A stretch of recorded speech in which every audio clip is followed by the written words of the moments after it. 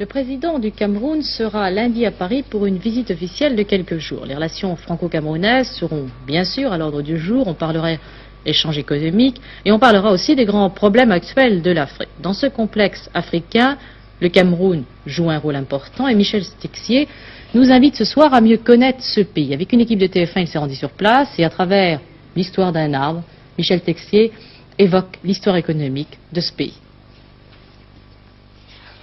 Cette histoire d'un arbre du Cameroun, c'est un peu l'histoire de ce jeune pays africain qui cherche à réaliser, en utilisant au maximum ses richesses naturelles, son décollage vers un niveau de vie supérieur. Mais aujourd'hui, comme hier, tout commence de la même façon, à ceci près que les coups des bûcherons ont cédé la place au grincement de l'acier mécanique.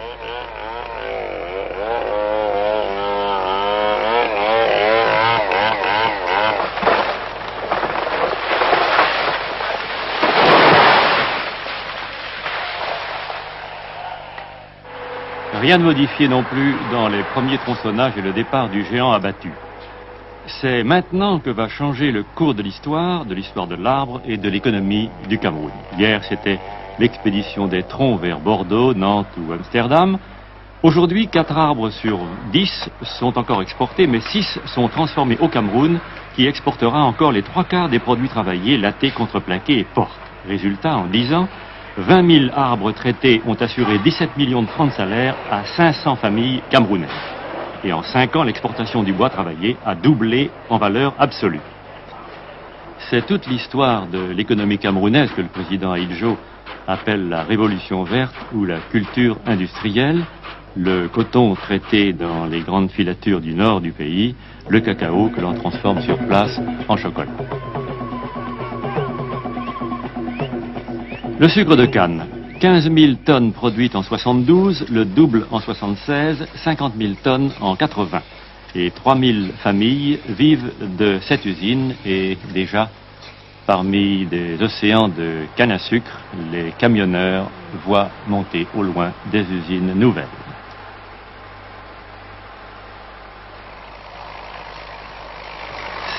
Cette rage de la révolution verte s'exprime jour et nuit et par tous les temps. Pourquoi cette hâte à défricher, à planter, à produire? C'est que la vie du pays en dépend. C'est le cycle classique qui tient en 3 phrases. 1. Il faut doubler le niveau de vie en 20 ans. 2. Ne pas aliéner son indépendance en s'équipant auprès des pays industrialisés. 3. Donc payer cash et pour cela exporter encore des produits transformés de préférence parce que plus rentables.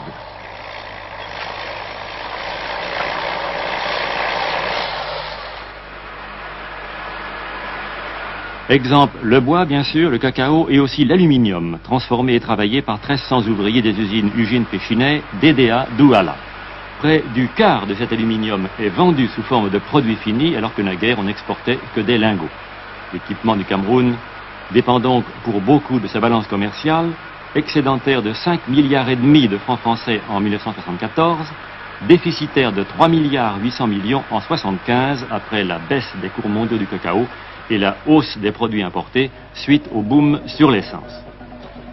La France reste le principal partenaire commercial en recevant l'an dernier le tiers des exportations du Cameroun et en lui fournissant près de la moitié de ses importations. Cela fait qu'en 1975, le déficit du Cameroun avec la France a été de 680 millions de francs. On conçoit donc que le président Ahidjo, au cours de sa visite à Paris, veuille obtenir l'équilibrage des échanges pour le Cameroun, où vivent encore 12 000 Français, où prospèrent quelques grosses entreprises, un pays qui a su garder le souvenir des grandes heures vécues ensemble.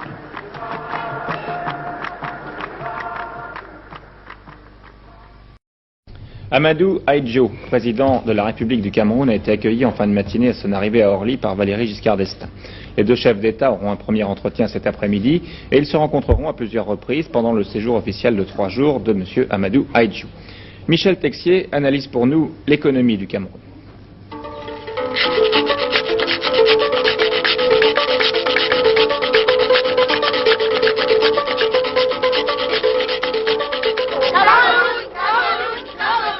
Le Le Cameroun, une Afrique en miniature qui couvrirait les 3/4 de la France, 1400 km des savanes du Nord aux forêts du Sud, 4000 mètres de l'Atlantique au sommet du mont Cameroun, un carrefour aussi de races et de croyances. On y trouve dans ce carrefour toutes les races, les Bantous, les Soudanais, les Sémites, 200 ethnies qui parlent 100 dialectes, heureusement regroupées dans une douzaine de langues pratiquement indépendantes les unes les autres. Diverses aussi sont les religions, 40% d'animistes, 35% de chrétiens et 25% de musulmans.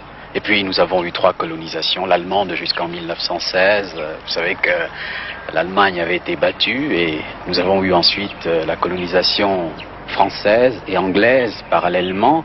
Ce qui nous vaut aujourd'hui d'être en Afrique un exemple unique, l'exemple d'un pays qui a 2 langues officielles, le français et l'anglais.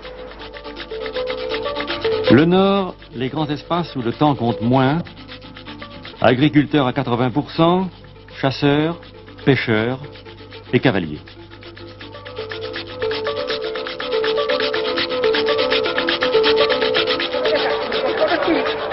Le marché marois. On vend, on échange les produits d'une agriculture familiale et patriarcale. Labourage et pâturage étant la richesse traditionnelle de ce nord agricole.